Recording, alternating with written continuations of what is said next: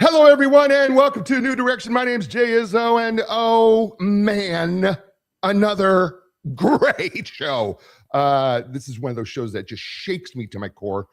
Fabulous book, written by Andres Lares, Jeff Cochran, and Dr. Sean Diggin. Persuade. Oh, the 4-step process to influence people and decisions. Folks, let's be honest here. So many of you are CEOs and you're founders of businesses. I've got sales professionals from all over the world that listen into the show as well. And here's the thing. You're always saying to me that the companies that I work for as a behavioral strategist, the companies that I go into, you say the same thing. We've got to improve ourselves. I don't know what's wrong with our sales team. We've got to improve. They don't seem to be able to close the deal. Or they're not closing enough deals is the other one I get, right? Well, maybe part of the problem is because they're not as educated as we'd like to believe when it comes to persuasion and influence. And there's a process to this psychologically that you have to follow to be more successful. It's in this book. It is laid out so beautifully. I just shared the pyramid with the real estate sales team yesterday. I shared this pyramid. I put it up on the whiteboard. I rolled it out there for everybody to see. And we talked through it. We walked through it. And everybody went, oh, yeah.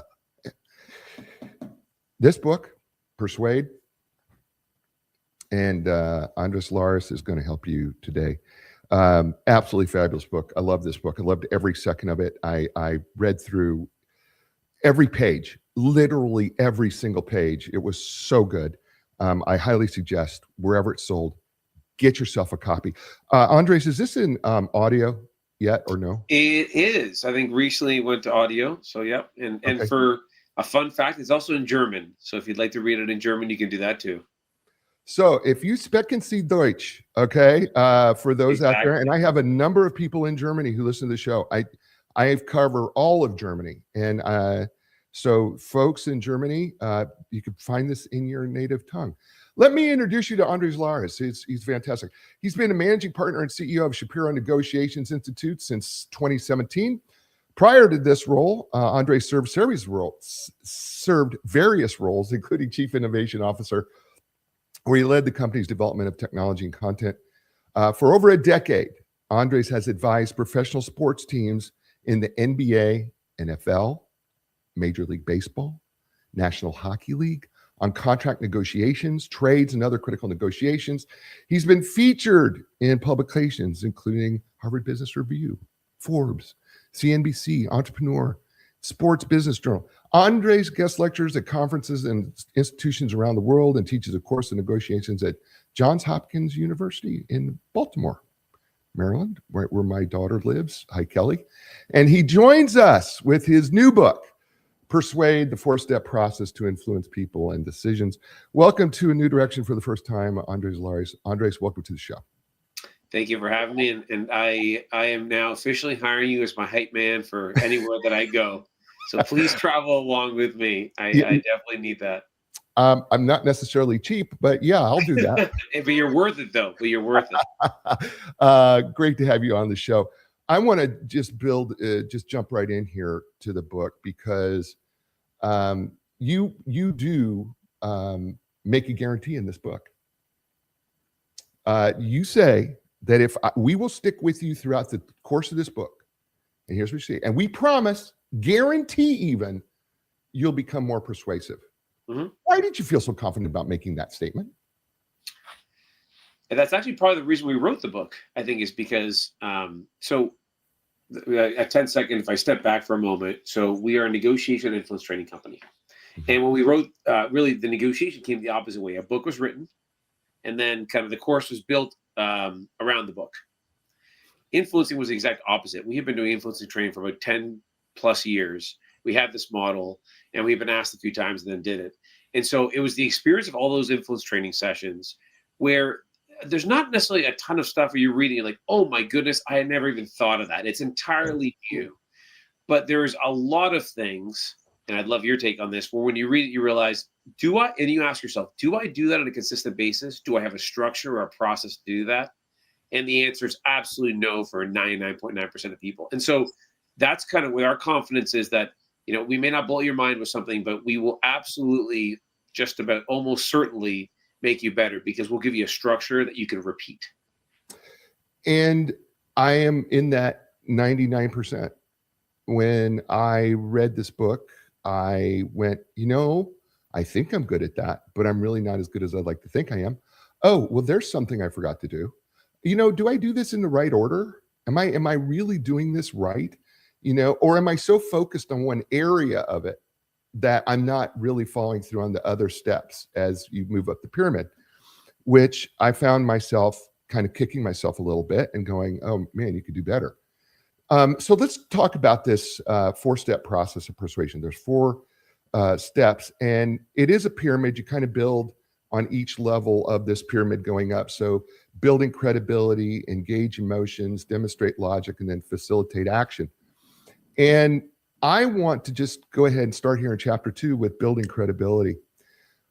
A lot of people are confused by credibility, because when I asked the team, what does it mean to build credibility? I got a number of different answers, and I would say most of them were pretty much in there. But I think people will have their own perception of what credibility is. Help us understand when we say, okay, our first step is to build credibility. What are we really trying to do?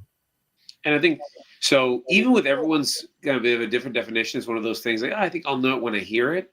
I think most people, when they think of credibility, they think of the right things around trust, rapport, relationship, respect, right? And so if I have credibility in Jay's eyes, that means he respects my opinion, he trusts me, there's rapport built, there's a relationship there.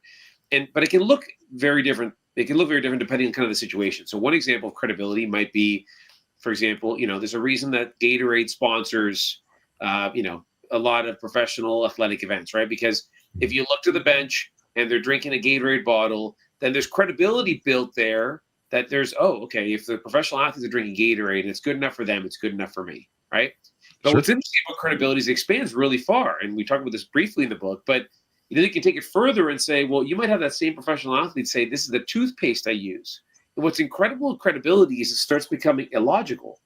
A professional athlete is no better or worse at brushing their teeth than an average non-professional athlete, but it will transition over. That is the chosen toothpaste of a professional athlete. They likely will have credibility enough that it'll pass on that the people who respect that person, he or she, will then use that toothpaste, right? And kind of assume that transfers over. So, and there's some interesting studies on that, and some we cover in the book and some we don't. But so those are really at the core of credibility. There's that respect, trust, rapport, and really trust is the one we like the biggest of the person and their kind of their knowledge and capabilities.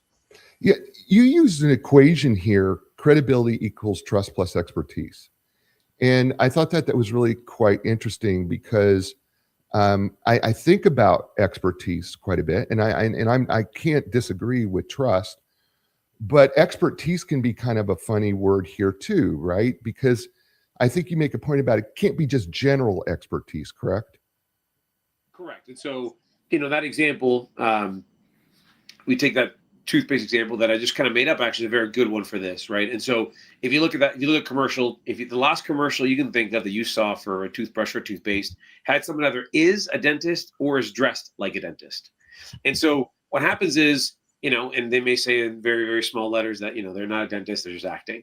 But what that's doing is that credibility, that expertise piece is being passed on even more so than the professional athlete example of toothpaste, where, okay, I like the person, they're credible in my eyes, but they may not have specific expertise in the dental space. That's where kind of the lab coat or, dentist attire will transition to that and be more powerful. And so there's trust in this case in kind of the certification process and schooling process that a dentist would go through in school. So they look like one. There's also the expertise that's narrow, right? In particular, they're focused on dental hygiene. So that's why you're seeing them and typically not a professional athlete or an actor necessarily recommending it. Although it will transfer, it won't transfer as much. So the more narrow and deep the expertise, the more powerful the credibility that's built. Trust is a really dicey word. I think is a correct way of phrasing that, because there are people who will say, well, trust is earned. Trust is, I'm one of those people who say, no, trust is something that you choose to give or you don't choose to give it. That's kind of my opinion. I don't know that anybody earns trust.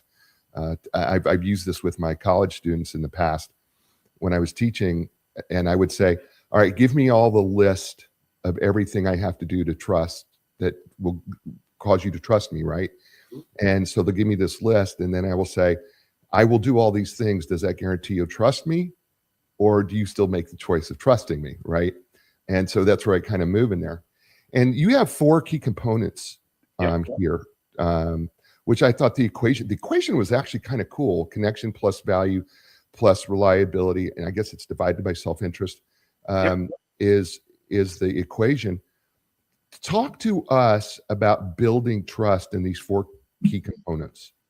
Yeah. So if we go through each of those 4, connection is the most of the art and less of the science, and that, like, kind of that rapport that's built. And that's why you talked at the beginning when we started today, kind of folks that say, you might be a leader of a team or a CEO that says, look, our sales team isn't doing it, just not able to get to the goals that we've set out for them. And there could be a lot of factors, obviously. But if you think about, kind of, you sit on a call, any good salesperson builds rapport very quickly and say, oh, Jay, how are you today? Where are you from? And what you're trying to do there is you're finding connection points. And the best salespeople, and really the best leaders and most successful professionals in really any space, tend to do this very naturally. Because what happens, 2 things are happening. One, they're able to build connection and find, oh, it turns out, for example, right before we started, we were talking about Cialdini, who is really kind of the godfather of influencing. And we both felt that way. There's an immediate connection there. So number 1 is that just happens naturally, and that's great. But the second one is it's authentic.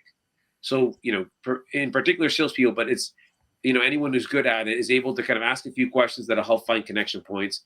But it's got to be authentic, because if it's not genuine and authentic, then it just feels wrong, and that's, if anything, actually destructive rather than giving. So that connection is that intangible there.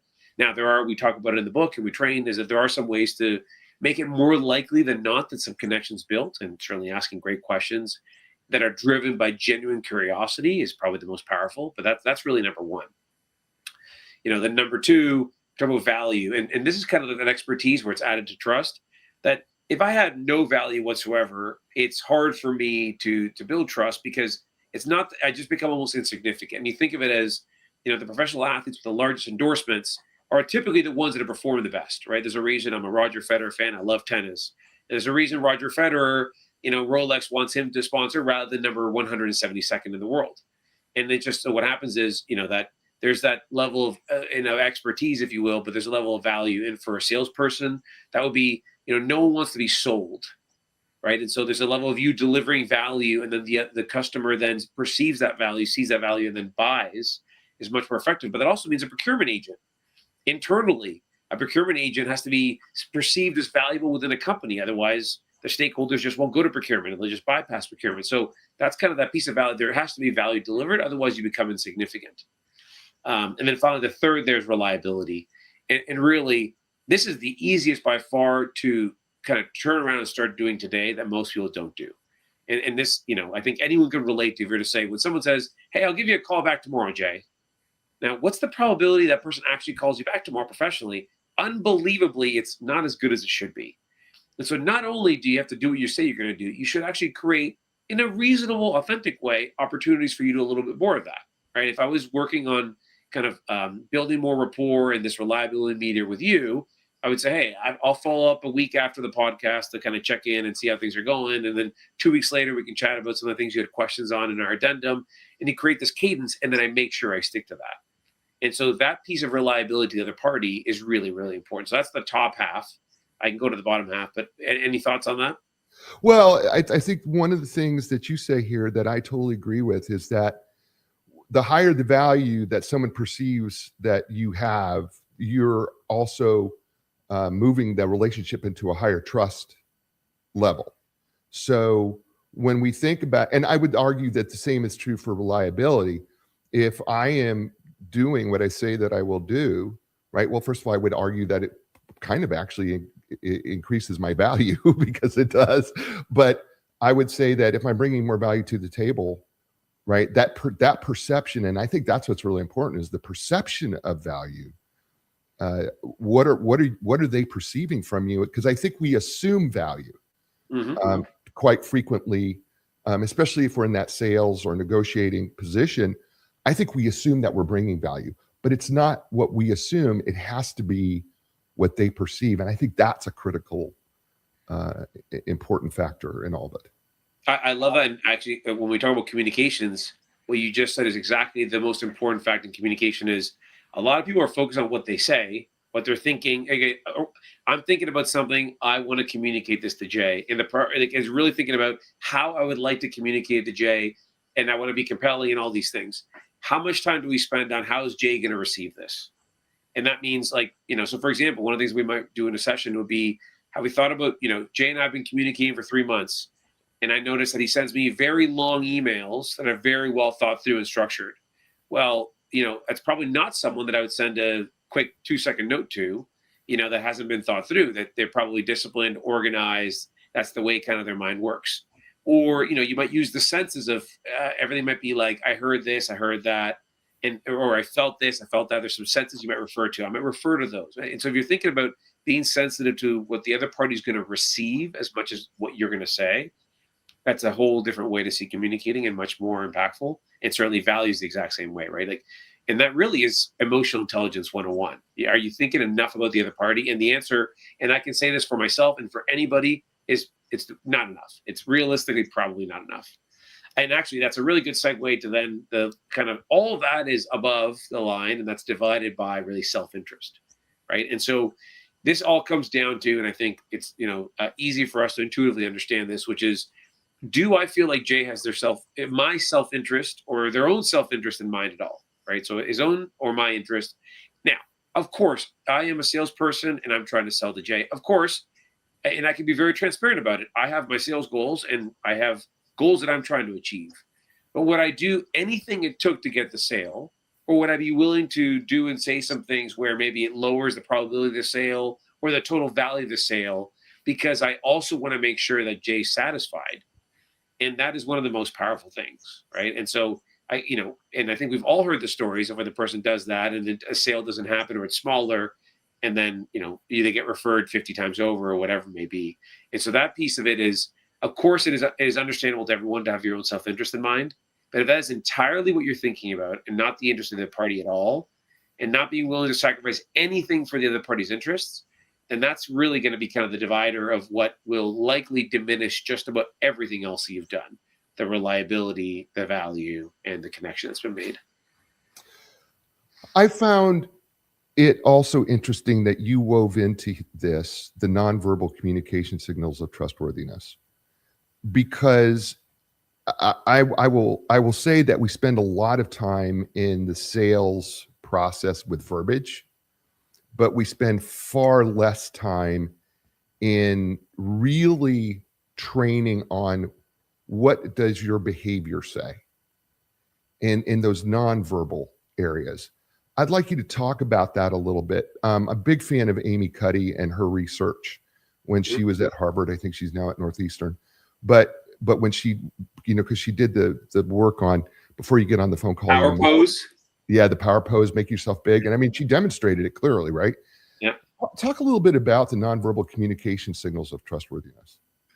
Yeah. So I'd even almost take a layer back when I think of like nonverbal, or maybe not what you say, how you say it, even almost go bigger than just body language. Because so Albert Moravian has a UCLA professor came up with years ago a really interesting stat that I think there's probably some debate how accurate it is, but I think there's no debate that there's a significant point being made. And what he found that only 7% of what you're communicating is the words that you're saying. And then the other 93% is combination of the tone, how you say it, and your body language. And like I said, it's been sometimes it's been redone, but really there's so much really to take there. And so, and this would take us in so many avenues. But we talk a lot about, for example, think how different an experience is if I'm texting with someone, there's no tone. I call them on the phone, I can get a sense of the tone, whether that's being sarcastic or meaningful or not. Then whether I'm doing a video call where I get to see the person, which is one of the reasons I prefer this to just doing, even if we can see each other, even if someone will just listen to the podcast, there's a better rapport and probably a better conversation to be had when you can see each other. And then, of course, there's no replication for being in person because there's just that touch and feel and shaking hands and maybe grabbing a coffee before or after and seeing what's really in the entire office and all those things. And all of that comes from all the information that's being communicated that's outside of just that, the words that you say. And so then when you take a step out of that piece of body language is super, super important. And he put it into the 60 plus percentile as far as how much was communicated. But whether that's exact or not, I think we can all agree. And the short answer for us on that is we struggle with how much to teach it because it can be misconstrued and it's so complex. But I think there's one thing we feel very confident about, which is what you're looking for is consistent patterns. If you and I are at a party and we're chatting, or I'm in a business event, and if I were to just cross my arms like I'm doing now, that might signal I'm not interested, or that could also signal I'm cold, or that could also signal I'm uncomfortable with what I'm wearing, or whatever. It can be a lot of things. So to read, I read in this book that he crosses arms, he's probably not interested, I'm going to dramatically change the conversation. Probably not ideal. But now what happens if I rotate away and now I'm 45 degrees to you? What happens if I'm looking away a little bit more, I minimize my eye contact and I do that? Well, now you've got multiple things pointing to the same direction. So yes, that means this person is uncomfortable you're talking about, change the conversation, take a break, whatever it may be. And so that's really the biggest thing we talk about in body language is you're looking for consistency and you're trying to communicate consistency. His name is Andres Lares. The book is called Persuade, the 4-Step Process to Influence People and Decisions. It's this beautiful light book, I guess kind of light blue, maybe it's kind of turquoise-ish blue with a black binder on the back. So I'm describing it so that when you're listening to this, you can go to the bookstore and purchase it. That's what I'm doing. Otherwise, what you could do is you go to Amazon and get it as well. It's an absolutely fabulous book done by Wiley. You're listening to him here on A New Direction. Hey, folks, got a couple sponsors I need to talk about real quickly. Zoundy is one of them. I use Zoundy. It is an audiobook platform. And if you're an author, you're a publisher, who I know listen to the show quite a bit, or you're a professional in the audiobook space, Zoundy's fantastic. What's different about Zoundy than any other audio platform is that I actually know who downloads my book and I can interact with the people who actually listen to it. And that has made just such a difference in asking them what they like, what they didn't like, what I could write next, how I can improve, what I could do. And also, just have discussions about what they read in the book. And I found it so valuable. I have a special offer right here on A New Direction. Just go to zoundy.com, zoundy.com/J. Use my code JAY25. That's JAY25. And you'll unlock special savings on Zoundy. Check them out. They're really awesome. And Linda Craft Team Realtors, for more than 40 years, they've helped people transition in life. And you go to real estate, how do they help people transition? In life, it's pretty easy. Every place that you've ever lived has been a life transition, right? Well, they know how to take the stress out of that. And that's what they've done so well for 40 plus years. They'd love to help you. They've helped people all over the world, thousands. So check them out, lindacraft.com, LINDACRAFT.com. And we're back here on A New Direction with Andres Lares and the book, Persuade, the 4-Step Process to Influence People and Decisions. We're talking about credibility, the first stage to persuade and influence others. And I don't want to quite get out of there yet before we move on to the emotions part, engaging emotions. I want to talk about the liking effect real quick. I have said in front of audiences when I've spoke at conferences that, we don't give money to people we don't trust. We don't trust people we don't like, and we don't like people we don't know. And there seems to be this way of going. And I've said that one of the fastest way to trust is through likability. And you talk about the reciprocity of liking, which I think is part of that.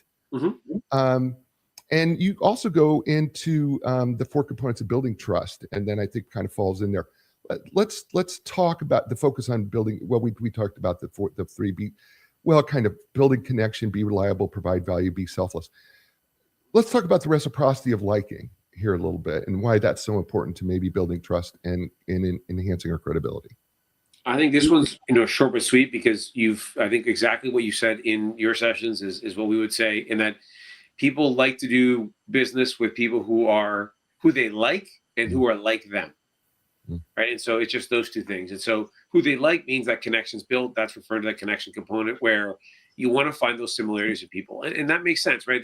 It's a heuristic to be like, I can let my guard down because Jay is more similar to me. It might be because we both train people, salespeople, or it might be because we both like the same sports team, or because we both enjoy growing flowers, whatever it could be. Find those connection points is important. And, it's that combination of if you're like them, that is certainly one factor that's going to help you like them. And once that connection is made, you're much more likely to do business with them. And so it is, as much as we like to think we make logical decisions, that is certainly a factor. And we are not completely logical beings. So that kind of comes into play often. Well, I think, Andres, if I like you, right? If I just find you that I go, he's a good guy, right? I just, for whatever the reason is, because it's not necessarily has to be logical, right? No, it could just be. It's often not. Like you said Yeah. one thing that I liked, or I liked this friend, or we play baseball together, whatever. It could be anything. We sat beside each other at a game or something. But it is often not logical, but it is powerful. That piece about emotion, which we're going to get to, it's amazing how powerful it is. Because if I were to ask you, Jay, why do you like Andres? Yep, you may struggle to find a specific reason, but you feel it, and so that's it's important. Yeah. And I do like you. So I know we haven't talked about that, but I do find you very likable. I enjoy you. I don't want to gone long enough. We'll check in at the 50th minute mark. Well, we've had 20 some odd minutes together. I'm pretty confident in that. You've done the one thing about this book is you've done the three of you have done a great deal of research in this book, and you have at the end of this section the evidence from decision makers on credibility.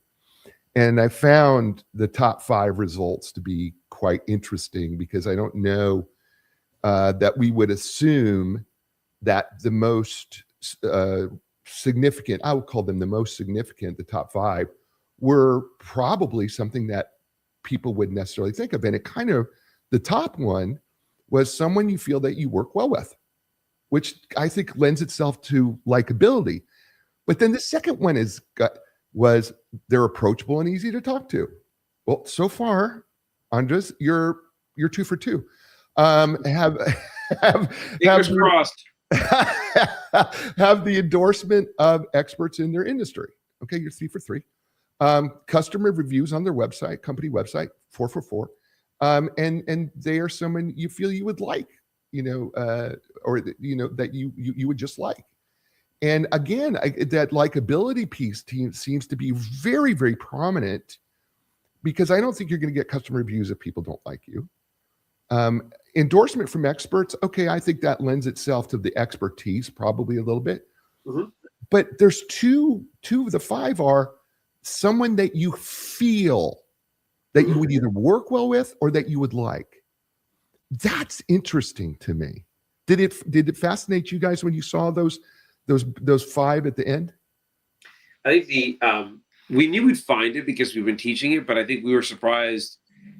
Like the 2 things that it was, the 1 was being high was probably not surprising. The 2 being in the top 5, I think, is where you see it, right? You'd expect some combination of, again, it goes to that trust equation. There's going to be some value. So the fact that experts are, referring to you or are kind of pointing towards you, okay, that's value and credibility. And equally, you've got case studies or testimonials or whatever, maybe from clients. That's almost a little bit of social proof.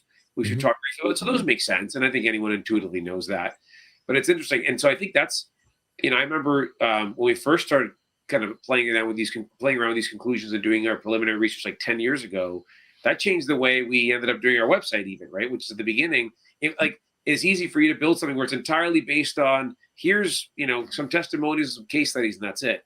And it turns out that, the colors you choose and the profiles, for example, we have very, the bios and personal profiles are very top, kind of front, right there in your face. And the reason we do that is to kind of personalize it for exactly that reason.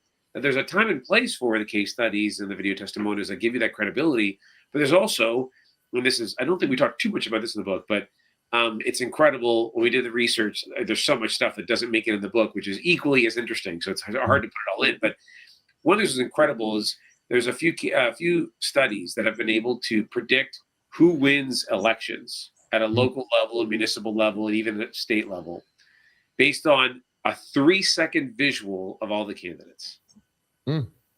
So, and I'm going to butcher this, but I'm not going to be far. There's one that we were thinking that may have been very briefly referenced, but if not, certainly I dove into a lot.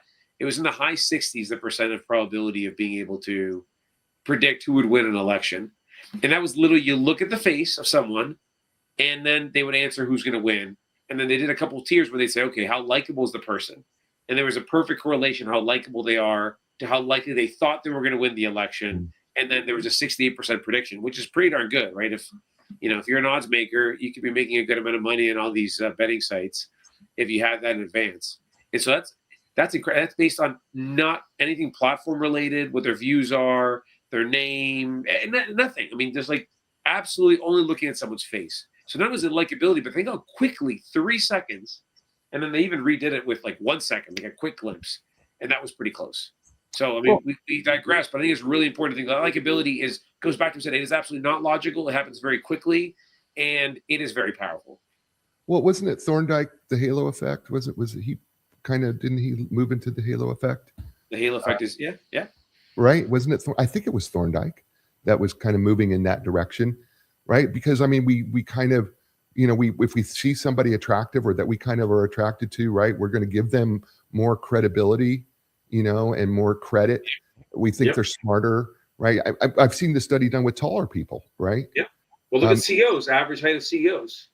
Right. They're not the average height of people, I can tell you that. I believe Fortune 500 CEOs average height is like 6'4", 6'5". Yeah. And that is massive. Right. Well, and thank God I'm tall because I'm not that smart. So so I'm feeling pretty good about myself there. I do want to say that you did spend a lot of time on borrowing credibility, and I brought this up with my team yesterday about borrowing credibility. I think it's really important that we talk about that just for a second, because I think borrowing credibility is very, very important because of the association fallacy that we tend to make in psychology. Talk about that briefly, about borrowing credibility. Yeah, and I just think of it as, sometimes we don't have credibility because we're just starting out. It's a new industry for us, or people don't know us. And so borrowing credibility is, as critical as you've got to find in your sphere. And so it's that example of, for example, an author comes out with a new book, and you'll see that the testimonials, are typically in the, the back cover or the inside cover, whatever it be, and they're typically, kind of known people.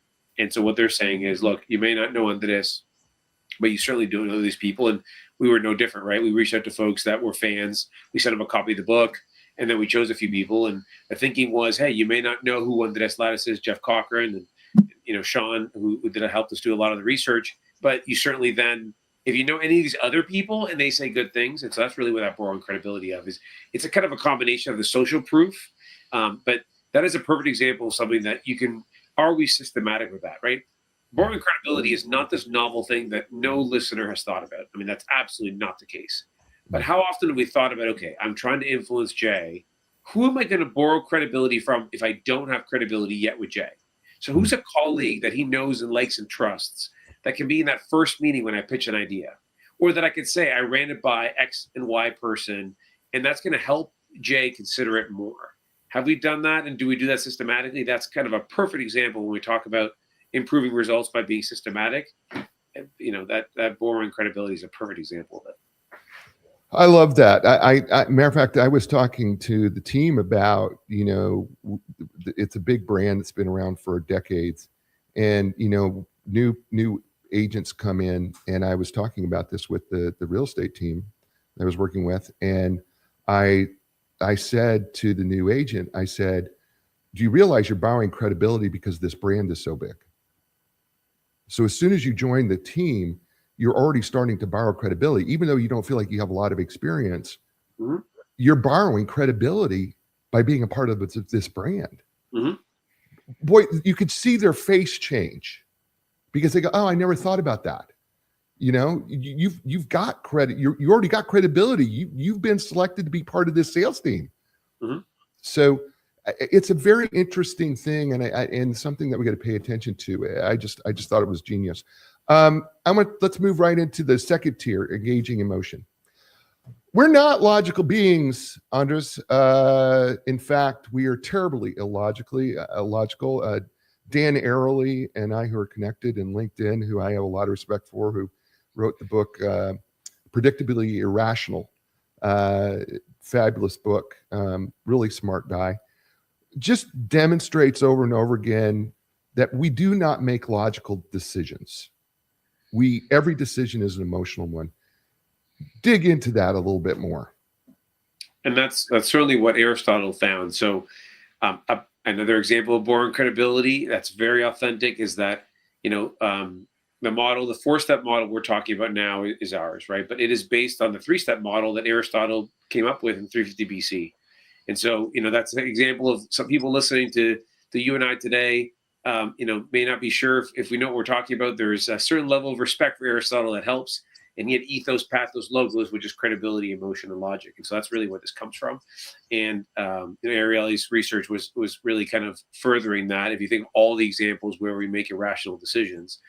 And I think that's not surprising in that there's just biases, right? So I think a combination of that book and Thinking Fast and Slow do a great job in kind of talking about, really the brain is lazy, right? And it is trying to minimize its work and its output, or not necessarily output, but at least the work and the effort put in. And so because of that, it takes shortcuts, and those shortcuts are what keep us alive, right? It's like you jump accidentally into the lion's den in a zoo or something. And it's what, if you see a gun, you run, or whatever it may be, right? There's a kind of a natural inclination to do things, and the fight or flight and all these things that naturally through evolution we're hardwired to do. And the irrationality comes with that. And these shortcuts essentially have all the situations where we might mess up because we don't have enough information and we make bad decisions. And so the halo effect is one. Someone's good looking, we're more likely to think they're going to be successful, we're more likely to hire them. But that really has zero correlation to them actually being, smarter or more emotionally intelligent or more disciplined or harder working or anything else. And so there's just so many biases. I mean, we actually thought about including like a very long list of biases in our book, and that would have been like a third of the book. So I just mentioned a few. And so I think the irrationality is there. And so I think the best line that we kind of came out with in this book that comes from Aristotle's thinking is that people make decisions emotionally and then they justify them rationally. Yeah. And I think that's really how to kind of sum this all up. Is we could all agree, make them emotionally, but then there has to be a justification, right? We sit down, we go to bed at night, we have to talk to our boss or our peer, and we have to justify the decision. And we're going to point to, the data, the stats, the store, whatever it may be. But we most likely made that decision at least partially emotionally. So agree. And you move on to two, I would say, I would call them almost two emotional, I don't know if it's needs, I don't know if that's the correct phrasing I want to use, but there's two emotional areas for sure that people, that we use and influence, whether you should be intentional about it, but it's the people's need for achievement. And then it's the people's desire to escape from fear. Which are two very powerful elements that we maybe don't use in our ability to influence people. Talk about why those two are specifically so powerful. And I probably, there's a third probably obligation that's probably in that top obligation. Too. That's all three are good. Yeah. Yeah. So, achievement, this is an example. And again, this will sound a little bit boiler room, but there's a lot of sales teams where, you have kind of everyone's sales information and revenue for the month, and it's all posted on a board and it's competitive. And the competition is a part of it, but it's the achievement where if you're the number one seller that month, or if you're the number one seller that year, you're part of kind of the annual sales trip that they all take. And the trip is nice. You go to the Bahamas or you go to Charleston or you go golfing or whatever it may be. But it's also the achievement where for yourself and to your peers, it kind of sets you in the kind of the cream of the crop, if you will. And so there's that feeling like of success that comes from a feeling of achievement that comes from not only you being in the top, but also your peers being aware of it. And so that's one for sure. And so this can be framed in a way where, if Jay's ambitious and has, high goals, how does this help you get there? That's kind of what I would call the carrot, right? The flip side is, and fear is the stick. And so this might be, you're in a complex sales situation and you're talking to someone and, oftentimes they'll say, oh, these are all the benefits. And I'll talk about all the benefits. And if I'm a good salesperson, I'll tie it to your business, which is great. So it's not just kind of advantages and features. But really, then part of it is, well, what about the other side? Jay, what would happen if you don't do this, right? If I'm a CRM company and you don't have a CRM, and so your data is everywhere and disorganized, it's not what the cost of a CRM system is. What's the cost of not having one, your competitors having one? What's the cost of not organizing your data and not even knowing how many sales have slipped through the cracks or whatever it may be? And that's the stick, right? That's the fear piece of it. And that's also the scarcity, right? Every infomercial that, if you buy now in the next 30 seconds, it's 4 easy payments of $19.99. That's scarcity that you feel like this deal is going to go away. And the last one I'd say is obligation, which is also very powerful, which is really about, and I like this example, even though it's personal, not business, which is, we're neighbors and Jay, you invite me over and you ask me, do you mind helping me move, my furniture? And I'm happy to do it. And then I realized right then and there that, I need a little bit of help with my deck tomorrow. The best time to ask for something is, right when you've given something and that reciprocity comes there because there's that sense of obligation. I just helped Jay out. Jay's going to feel compelled to help me out. And so the obligation to be either reciprocity or just feels right or, to do the right thing. So obligation can also be a powerful one along with fear and achievement.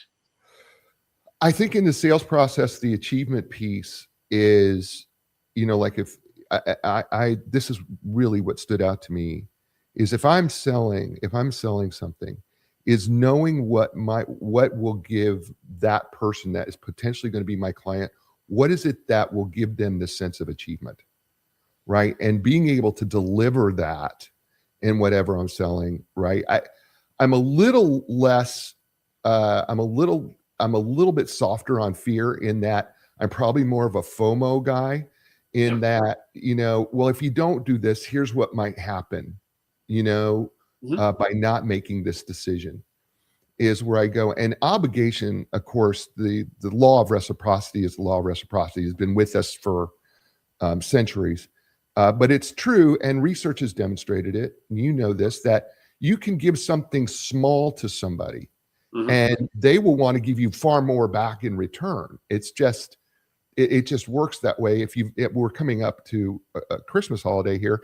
If you've ever had a Christmas list, right? And, you're looking at all the people you got to buy presents for, right? And you go, yeah, I haven't talked to this person in, probably 2 years. I'm gonna take them off the list. And then they show up your door with a little box saying, hey, I just want to say Merry Christmas. And you took them off your list. And you go back, right? And you say thank you, and you're feeling a little sheepish because you don't have anything to give them. And you go back and you open it up, and it's maybe a little trinket or something not real big. But what do? You go out and you buy them a bottle of Dom Perignon and show them up at the door, right? Right, because that's the reciprocity. I think those are the things, the little things like that, I think are so influential. I'm going to need your address because I do want to drop out with a little trinket or two. That could be a good investment. Right. But I mean, it is those little things in the sales process that you should be thinking of. What do they need to achieve? What would be the results if they don't make the decision? Right. And then what have you given them that they would want to give back? I think that's right. I think that's all part of pulling all that together. Or did I miss that? I think I got No, I love it. And we say, like, what's the win for them? It's exactly what you said. What's the win for them, right? And the win is perceived and real. And that's in everything. I mean, we advise, as you said earlier, sports teams on player contract negotiation trades. And oftentimes we are working through what's the win for the other team, even if it's publicly. How do we make the other general manager look good? And as much as we talk about, logically that their job isn't to necessarily look good, but looking good is important because they got to look good to their owner to keep their job. They got to look good to potentially have credibility in the space to be able to make other trades, right? So that's that happens in everything. It happens in sports and sales, and, leadership in just about every place. So you've got to be thinking about how do you give the win to the other party. His name is Andres Lares. The book is titled "Persuade: The 4-Step Process to Influence People and Decisions." Absolutely outstanding. Find it everywhere. If your local bookstore doesn't have it, you tell them to get it on the shelf because it's going to sell. It's pretty darn awesome. I love it. You're listening to him here on A New Direction. Hey, folks, real quickly, my sponsors, got to give them a shout out. Zoundy. If you're in the audiobook space, publishers, authors, professionals, best audiobook platform I've ever been involved with. I'm involved with a couple. Got a special offer. What I love about them is I can reach out to the people who actually download the book and communicate with them. It's fantastic. Check out my special code, zoundy.com, ZOUNDY.com/J, J-A-Y. Use my code, JAY25. That's JAY25. You'll unlock special savings. Linda Craft Team Realtors. I'm biased, but I think it's the best real estate website in the land. The reason why, they have all the listings and everything else that you could ever want to see. And, they got vendors of, who they've worked with and who they recommend and that type of thing right there on the website. What I love about them, though, is they interviewed a child psychologist on how to move with children. They've interviewed a veterinarian how to move with pets. Just so complete with information. They do this great podcast called Real Estate Right Now, talking about real estate matters that matter to you with people live in the studio. Check them out, lindacraft.com, LINDACRAFT.com. And we're back here on A New Direction with my friend, well, he doesn't know we're friends yet, but we are, Andres Lares, the book, Persuade, the 4-step process to influencing people and decisions. I'm having a great time doing it. I can't speak for Andres, but I'm having a fantastic time. Not too shabby for me. But before we leave the emotional piece, a couple things. One is anaphora, or maybe I mispronounced it. Is it anaphora? Anaphora, I think. Is it anaphora? I think so, yeah. People, this is a concept that people very rarely hear of, but it's really, you kind of put it in the book a little bit, and it's kind of hidden if you're not reading the book really carefully. Talk about what that is and how it fits into the rhythm of the script. And so, I mean, that's cadence, really. It's I think this kind of came in, and I think we talk about it in particular, kind of the, famous speeches, if you think about it. And so Martin Luther King's speech is particular, we talk about it. And so that actually made it, if we talk about that, focus there for a minute. There's a chapter where we kind of talk about another thing called Kairos, and it's a time and place. And this doesn't make the model because it's a little harder to use practically and a little bit more complex, but it's certainly noteworthy. And this is the perfect time to chat about it, which is, so if you look at the Martin Luther King speech, it actually had been done before. So he had done that speech before, and he had done it in other places. And so Kairos, really the time and the place, and kind of like seizing the opportunity, that concept really catches it. And so that's one of them, which is like the time was at that point, really, there was a lot going on in the country where it really made an impactful speech. The place really where it was done could not have been more significant. And then in particular, him as an orator and why speeches by him or, sometimes, unrelated to politics, Obama's considered to be a great orator. There's these folks, Winston Churchill, there's folks where they have very famous speeches. And I think that's really why there's a cadence with which they speak that you can train as much as you want. I think a good chunk of that is natural, and then some of it is trained, but I think a good chunk of that is natural, right? It's like the pauses, and they just have you, if you think of like the best presenters in the world, not only have a cadence, but they kind of have you sitting at the front of your chair waiting for, at every word. And that's really where that comes from. And the science of it, we talk a little bit, which is kind of what you mentioned. And that's, there's a cadence that if you write speeches in a certain way, it can be more or less compelling. And that's true. But I find that very difficult. It just takes so much practice. And then to be able to execute that under the pressures of a big speech or a big TV interview or job interview or something, it can be hard. But there's certainly a lot to it and a lot of science to support that. Yeah, I agree with you. I think there's some natural, ability there. I will say though that I do also agree that in order to do that, you have to practice, and then edit, practice. Because I remember Jerry Seinfeld saying something, how he would take a joke and just work on it over and over before he would even try it, because there had to be a cadence to it. There had to be a rhythm to it. There had to be a timing to it. And now listen, not everybody can be Jerry Seinfeld and be that funny, but I mean, so there is some natural ability there, right? I mean, there's just some raw talent there, but then there is also the execution of the practice of doing that. And I think that's the thing when it comes to sales that I find very practical is, rehearse, practice, work on those little details. What is your cadence like? What does it sound like? Those things are often missed in those sales opportunities because sometimes you're so well scripted, you're too well scripted, and it doesn't come out naturally, and it comes out wrong, and you've got to readjust your cadence because what you've done is you just ran right over your potential client because you've not really paid attention to your cadence. That's what I found important about it. Maybe I overthought it. No, I like it. I think for definitional purposes to make sure we get it right. I think the anaphora, so that's covered in the chapter in Kairos, and we talk about the speeches, but anaphora, I think in particular, also has in it a lot about kind of the repetition. And so I think politicians do this, salespeople and politicians are the two who do this the most, right? In sales, there's the quote of, tell them what you're going to tell them, and then tell them what you told them, right? Is a very common phrase that in sales training appears. And then politicians, the same thing, right? It's like you just keep on, going to the same message. And it'll be, if you kind of say it enough, people will believe it to be true. And so I think repetition is a big part of that. And so, just to be kind of accurate, but I think we've covered a little bit more than that. And I think that combination is really important. The repetition, and which is really, really powerful. And then the cadence is that, that combination, the 1-2 punch. But this is kind of more in the more advanced, complex aspects to be able to implement. Yeah. I'm going to spend just a couple minutes here because I want people to read the rest of the book on demonstrating logic. So I'm going to ask the question that you asked in the first sentence of chapter 4. Why is demonstrating logic important when most people rely on their emotions to make decisions? Well, we spend a little less time on this than we spend on others because this one's a little bit more natural to folks. But there is countless ways where logic is communicated in a way that's just simply not compelling. And that's really, so this is the most natural. People are not naturally thinking about what emotion to kind of engage and what emotional levers to pull in order to influence people.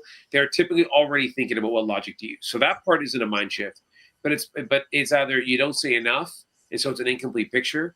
You say too much, and so you get bogged down in the details, and so people just stop caring, right? It's if you say so much, then the impact of whatever you said is lessened. And so then you get into best practice, like, for example, a story. And so one of the things we talk about in the book there for sure is, can you tell a compelling story that will communicate that message rather than the data, right? Can you replace the 2 charts in 1 graph, those 3 slides, with 1 brief story that captures the key pieces of data that you want to communicate? And certainly the latter will be, more impactful than the former. So there's a time and a place for it. And if you're already following emotion, that's important. But there's certainly ways to be more compelling and more succinct, and that's really what we try to get out of that chapter. Yeah, we've done an hour, and I would love for us to continue, but I know you've got time, and if you ever want to come back on the show, I'd love to have you come back on the show and discuss more of this because I really enjoy this as well. I do want to just say, just in a brief second here, I do find that there is a logical process that we do go through justification when we make a purchase or whatever we do or why we do what we do. But we do bring in our own set of biases into it. Anchoring is, of course, an important piece of that process. Is there some other little piece of summary when it comes to using logic in this sales process that just really stands out to you?